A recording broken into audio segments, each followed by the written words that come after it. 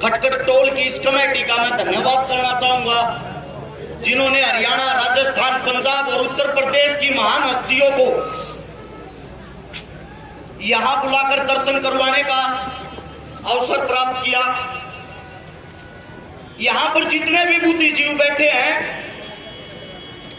हम सभी को एक चीज सीखने की आज भी जरूरत है।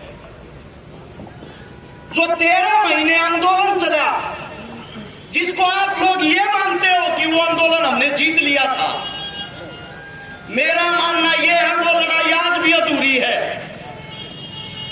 क्योंकि जो 3 काले कानून उत्तर प्रदेश के चुनाव को कैश करने के लिए, आप लोगों को वहां से उठाने के लिए झूठी दिलासा दी गई, और वही काले कानून आज टुकड़ों में आप लोगों पर थोपे जा रहे हैं।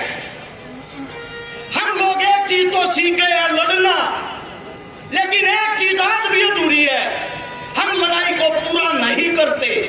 कोई भी लड़ाई हुई, कहीं भी धरना दे, हमें कोई भी जब झूठा आश्वासन मिलता है, हम अपनी लड़ाई को वहीं समाप्त करके अगले नेता की जय बोलकर अपने घर आ जाते हैं।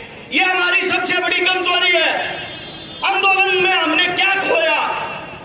हमारे 750 किसान। एक किसान खोने का मतलब एक परिवार बर्बाद होना। हमने कितने हजार करोड़ रुपए खोए। हमें कोई बाहर से चंदा नहीं आता था, सब किसानों के घर से आता था। एक लड़ाई हमारे पूर्वज लड़ते थे, वही गलतियां वो करते थे। जिस सिंगू बॉर्डर पे, जिस टोल पे आप बैठे थे, उसके पास में गांव था लिवासपुर। कभी दोबारा जाओ, वहां जाके देखना। जिस वक्त हम गुलाम थे, उस गांव ने अंग्रेजों को लगान देने से मना कर दिया।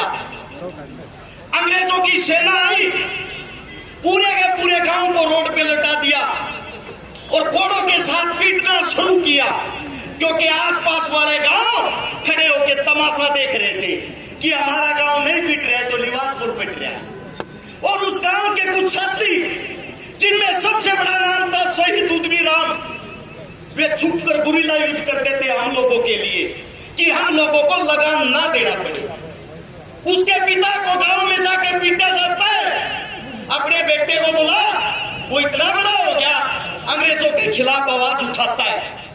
उद्यमीराम को कोड़ों के साथ पीटा जाता, तो उद्यमीराम ये कहता है, मेरे बेटे ने इस गांव की जमीन को, मेरे बेटे ने इस गांव की इज्जत को बचा रखा है, मेरी जान ले लोगे तब भी नहीं बुलाऊंगा। उद्यमीराम के पिता को कहते हैं, इसी गांव को आग लगा देंगे अगर तूने अपना बेटा नहीं बुलाया। एक बाप गांव को बचाने के लिए छत में चढ़ता है, और छत में चढ़ के अपने बेटे को आवाज लगाता है, बेटे उद्यमी, अरे गांव में फूकन लाग रहे हैं, आवाज सुनता हो अपने बापू की, बाहर आ जा। आवाज सुनकर उद्यमी बाहर आता है, गांव नहीं फूकन देवा बाबू, तेरा बेटा ने जान दे देगा।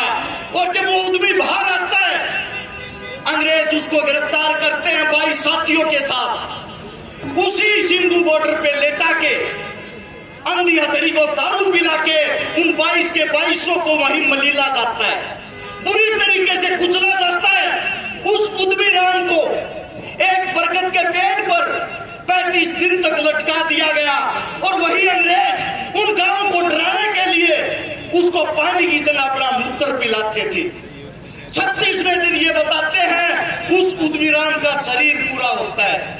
उनकी जो जमीन है आज भी आसपास के गांव में गिरवी रखी हुई है। हमने आज तक वो लड़ाई पूरी लड़नी नहीं आई। वो हमारे बीच से चले गए तो आसपास के गांव डर गए, कभी दोबारा से हम आवाज उठाए और हमारे साथ भी यही असर हो। मैं आप सभी साथियों को बता देता हूं, ये जो 750 साथी हमारे लिए कुर्बानी देके गए हैं, हो सकता है अगला नंबर आप लोगों का या हमारा भी हो, लेकिन मैं ये चाहता हूं जिसकी जान चली जाए, जान के बाद उस लड़ाई को पूरा करना चाहिए। अगर आप इस सरकार को उखाड़ दोगे, कोई अगली नई सरकार आ जाएगी, वो कौन सा आपका भला कर देगी? क्या उम्मीद करते हो आप लोग? जब तक आम किसान, दलित और कमेरे वर्ग का बेटा खुद सत्ता में नहीं बैठेगा, आप लोगों का भला नहीं हो सकता, नहीं मैं माफी चाहता हूं, मेरे मुंह से कोई गलत शब्द निकल गया हो। आपका बच्चा, आपका बेटा हूं, अपना बच्चा समझ के माफ कर देना। जय जवान, जय किसान।